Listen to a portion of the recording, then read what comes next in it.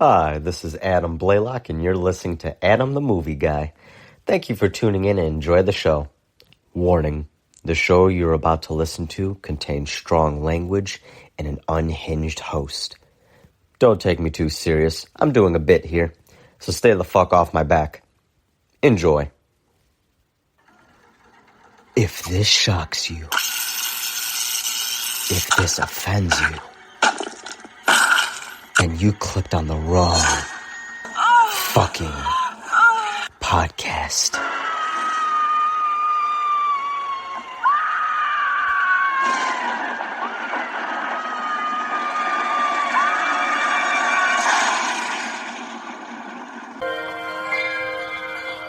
It's a beautiful morning.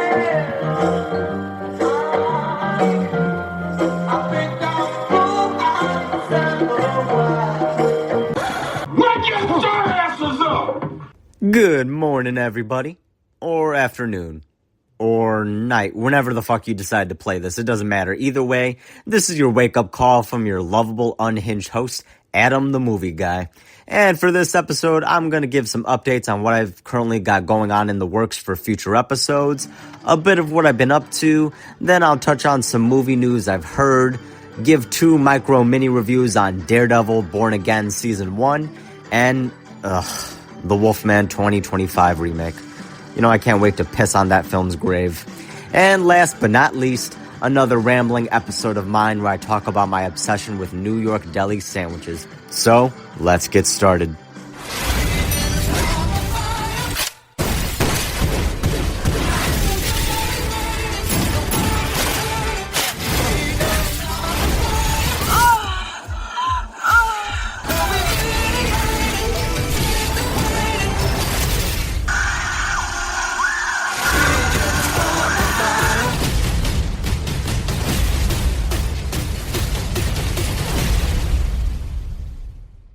Some updates. First, now I know I announced Archie and Alien April, where I'm going to give a few special episodes dedicated to both Archie comics and the Alien and Predator franchise.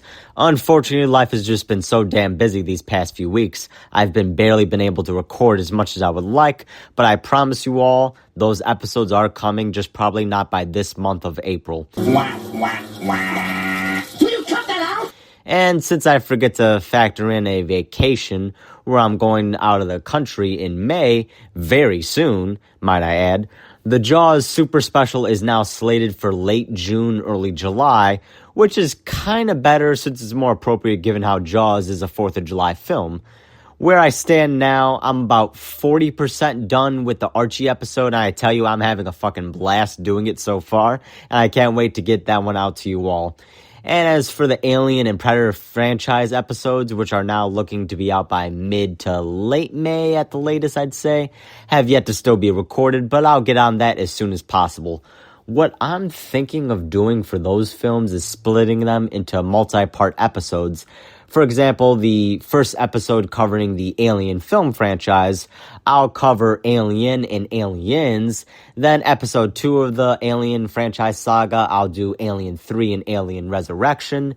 Then for episode 3 of that saga, I'll cover the prequel trilogy, that is Prometheus, Alien Covenant, then Alien Romulus. And before someone corrects me by saying Alien Romulus is technically a midquel, being set after the original Alien and before Aliens, I am aware this is Adam the Movie Guy you're talking to after all. Come on now. I will do the same for the Predator films as well, and hopefully I can string my barely coherent thoughts together to do a decent job at it, so here's looking forward to that. Oh, almost forgot. As for the Alien versus Predator films, there's only 2, but 1 and 2, I'm going to cover those after I cover both Alien and the Predator franchise. I know, technically speaking, some of those films were released before certain installments of each franchise, but I feel like those are kind of its own thing, so I'm going to do those separately. Aside from episode announcements, I want to mention something really cool I did recently as of a week ago of this episode release. I went to a great horror-themed store in Converse, Texas called Michael's Horror and Pinball. Real great store with some awesome horror memorabilia stuff and pinball machines, and really cool and chill people working there. Now, it was my first time at the store, and I was already hooked with it being a horror memorabilia type store since I'm a huge horror movie guy. I'm pretty sure you guys figured that out by now, but I love mentioning that every time I get a chance. But anyway, what made it an absolute must visit on that particular day was the fact that Scream Queen and horror film icon Danielle Harris was going to be there signing autographs and taking photos with fans. And as soon as I found out, I just had to go. And I get there, and upon meeting Danielle, it was kind of surreal since I never in my life thought I'd actually meet her in the flesh. And I was gushing since when I was 7 years old, I saw Halloween 4 for the first time since my parents were huge horror movie maniacs like I am. God bless their souls. Anyway, upon watching the movie, I immediately got a crush on Danielle Harris, who iconically played Jamie Lloyd in Halloween 4 and 5. I wish she was in Halloween 6. No, you know what? Actually, scratch that. I wish she was in a different version of Halloween 6. Because what they did to the character of Jamie Lloyd in that film, played by a different actress named J.C. Brandy, sweet woman, is just fucking unforgivable. Hell, I felt bad for Brandy too, given that 1, she's replacing such a loved actress, and 2, she was given shit to work with and does good for what little time she gets in that movie. But my God, I need to stop talking about Halloween 6 before it gives me a stroke just thinking about their damn creative choices, if you can call it creative. Anyway, back to my meeting with Danielle Harris. I remember being in line and getting a photo of her from Halloween 4 for her to autograph. And when it's my turn and I'm making small talk with her and she's just being so friendly and she seemed genuinely happy to be there. And I'm looking at her and I'm fighting to keep my face from turning red since, that's my childhood crush. And I gotta say, she is absolutely beautiful. And as a bonus, she's really short, so it's a rare time in my life where I actually felt tall. That's hard when you're a 5'3" guy. Although, fun little fact, I purposely wanted to look towering, so I wore platform boots to make me around 5'5" and some change, which, even with the boots, aside from Danielle, damn near everyone in that store still was towering over me, which I did find admittingly funny. After getting her autograph for the photo of her in Halloween 4 and taking the picture with her where I got a goofy puppy dog smile, I checked out the store and all the cool shit that was there. Man, I gotta go back since I saw some cool-ass Simpsons figurines where I met another famous person. Her name was Crystal, and she's a professional cosplayer and makeup artist. You can actually find her stuff on Instagram under the name Porcelain Doll, which I gotta say, that's a great fucking nickname for a cosplayer. But yeah, check out her stuff. She's really talented. Anyway, I'm talking to her and realizing I saw her before at another event in San Antonio a few weeks prior, and we were bonding over shared love of some popular series and franchises, and she was just such a chill and sweet, down-to-earth woman. And just like Danielle Harris, very beautiful as well. And we took a picture together, although something that made me laugh is how she absolutely fucking towered over me compared to me standing next to Danielle, where I was the taller one. Looking at both photos side to side gave me a genuine chuckle afterwards. Overall, it was such an unforgettable day going to a great store, meeting my childhood crush Danielle Harris, and such a friendly and talented cosplayer with Crystal.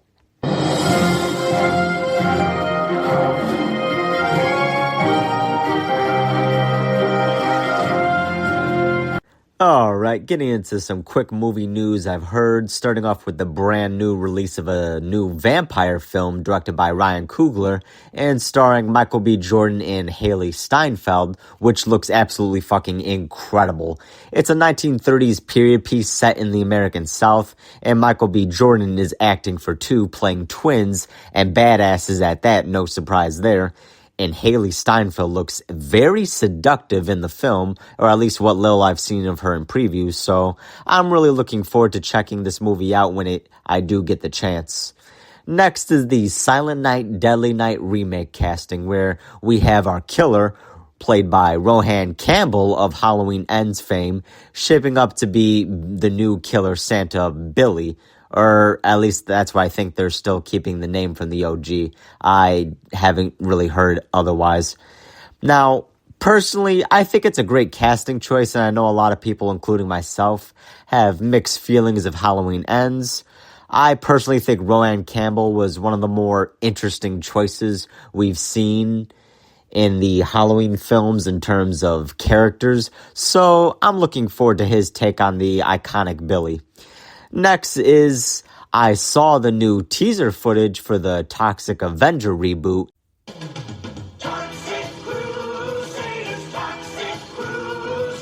And I gotta say, I like what I'm seeing so far, with it keeping the vibe of a modern trauma movie, and I'm so glad they're keeping an R rating with the violence and over-the-top gore. I still have some mixed feelings about Peter Dinklage being the new Toxie, but given he's an excellent actor, I'm going to go in with an open mind there. Last in movie news, I want to touch on the James Gunn Superman movie as well as the Fantastic Four films that everyone is talking about right now. Now, for one, I'm looking forward to both movies since I love Superman and the Fantastic Four. I read the comic books when I was about 9 years old. Love them. Now, I want to hope for the best that they're good films, but having been disappointed so many times in the past 2 years with superhero shit, I'm going in with low expectations. Now, I want to say I'm also tired of everybody being so goddamn negative about both of these movies. Now, I admit I do have my own problems with the way these movies are presenting themselves in certain aspects, and I got some nitpicks as well, but you know what? I'm reserving my final judgment until I see that movie. Well, both movies. Unfortunately, people bash the fuck out of things they haven't seen and just dismiss them without giving them a fair shot. So my plea to everybody, watch the movies first, and if they're shit, then feel free to say so. Hell, I encourage it for bad films. My only gripe is when people dismiss shit without even giving it a fair shot first. But that's all for the movie news. Now, let's get into some mini reviews. Let me get into the good stuff before diving headfirst into the shitter. Daredevil Born Again Season 1. Spoilers for both reviews, by the way, so if you haven't seen either, skip this segment, or if you don't give a shit, keep listening. Now, I just finished the whole season of Daredevil Born Again, and I gotta say, I was pleasantly surprised by how respectful they handled the characters of Daredevil, the Kingpin, and the Punisher. Going in, I was nervous since this was a Disney production, and I was afraid they were going to massively tone down the violence and language and tone, but I'm happy to tell you they did not whatsoever, and I love that they kept it dark for the most part. Maybe not as dark as the Netflix era, but they struck a good balance of the gritty realism of the Netflix seasons and the more comic booky interconnected world of the MCU. I wish Matt was Daredevil more, with him repeating the arc he had for the Defenders, and a bit of season 3 with him quitting one huge part of his life, whether it be Matt Murdock or Daredevil. But what Daredevil action we do get is very solid. Karen is in the first and last episode of the season, and I pray to God she has a larger role for the second one. Kingpin is still one of the most intimidating motherfuckers whenever he's in a room, even factoring his older age. Make no mistake, this guy is still running shit. And as for Frank, he is a fucking beast and a unit of a man, and his character was the one I was concerned the most with Disney toning down, but I'm so glad they didn't. And what little we get of him was fantastic. Now, I have some questions where the ending of this season is leading into the next, with Kingpin as mayor and essentially being the tyrant of New York City, calling for all vigilantes to be brought down, and Daredevil starting a resistance movement to fight back against Fisk and his corrupt private police task force. One big elephant in the room being where the fuck are the other Defenders like Luke Cage, Iron Fist, and Jessica Jones? I can understand Spider-Man not showing up despite being referenced directly, since he's a tougher character to deal with rights-wise, with Sony holding the cards, but the Defenders need to be addressed at the very least to keep continuity. Now, my overall thoughts on the show was, although it wasn't perfect, it's a very solid start, which can easily iron out any rough edges with the next season, as long as care is given to the story and characters. If I were to give a ranking of 0 to 10 stars, I give this season 7.5 stars out of 10. Alright, now on to the biggest cinematic disappointment in my life and an insult to the name of the Wolfman. Let me get this off my chest. Okay, in 15 minutes, you're all not gonna care about this anymore, so I'll just say what I need to say. The 2025 Wolfman remake directed by Leigh Whannell was such a fucking misfire. I couldn't believe this was the same guy that made the Great Invisible Man remake a couple of years ago. What the fuck was he thinking making this fucking snooze fest of a film that has fuck all to do with the character of the Wolfman? It's not a curse. It's not the character Larry, aka Lawrence Talbot. It's not really a fucking werewolf. The final design looks like dog shit, and I know before seeing the movie, it was said they were going for a more diseased look, but holy fuck, they didn't even try. The werewolf in this movie looks more like a Wendigo to me, and a shitty one at that. The story, if it could be called that, was boring and none of the characters are likable or interesting at all. I can't even remember the actors' names. The only one I can remember is the hot blonde wife, who, funny enough, is playing the new Silver Surfer in the upcoming Fantastic Four movie, so I definitely don't mind seeing her completely nude in colored silver. I guess you could say that's a silver lining. Back to the character of the Wolfman in this movie, or you know what, fuck it. I refuse to refer to this, wherever the fuck this is, character as the name Wolfman. I'm just gonna call him the monster.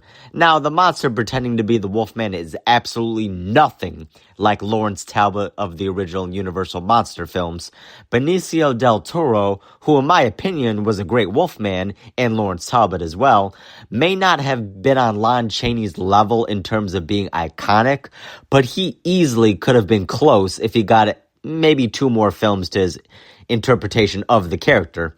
And the fact that people still shit on the 2010 Wolfman remake boils my fucking blood. Yes, I get it. It's flawed, but if you watch the director's cut, it's a huge improvement. And while the pacing may not be that great, the film overall is a love letter to not only the original Wolfman and the character played by Lon Chaney, but to those incredible gothic horror films by Hammer Film Studios, best known for having the 3 B's in their films: blood, boobs, my personal favorite, might I add, and badasses. If you have the fucking audacity to shit on that Wolfman movie, but think this one was good, then you may genuinely be more brain dead than a fucking zombie.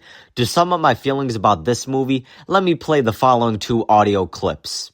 That was so terrible, I think you gave me cancer. I think this movie is giving me AIDS. I think if I took a blood test right now, I would test positive for AIDS. Blumhouse and Leigh Whannell should be fucking ashamed for making this, and it hurts me to say that since I actually know he's a great director and writer, and I actually have a soft spot for Blumhouse films, but I can't fucking dwell anymore on this movie, or else my blood pressure is going to skyrocket, and what's probably going to be a relatively short life is going to be cut even shorter. Now on to the final little segment here, and something that's been on my mind since last June when taking a trip to New York City with my big sister Susie, my brother-in-law Mark, aka The Boo, and my best friend Katie. We went to a lot of great food places there, but the one that truly has clawed its way into my cracked up head and twisted little soul was a little place called 2nd Avenue Deli. Those sandwiches were so damn good. If you told me Jesus himself made those by hand, I would believe you. I'll never forget what my first thought was after taking the first bite of the hot corned beef and pastrami. Holy shit, the sandwich is almost as addicting as cocaine. Not that I would know, of course. If I died right now from choking on this sandwich, I'd be alright with that. Just cremate me with it so we'll always be together. I'm pretty sure it was something like that. Ever since I had this 2nd Avenue Deli sandwich, I can't stop thinking about it no matter where I am or what I'm doing. I could be driving, and the thoughts of the sandwich will creep up to the point where I'm running red lights and stop signs and narrowly avoiding senior citizens crossing the street.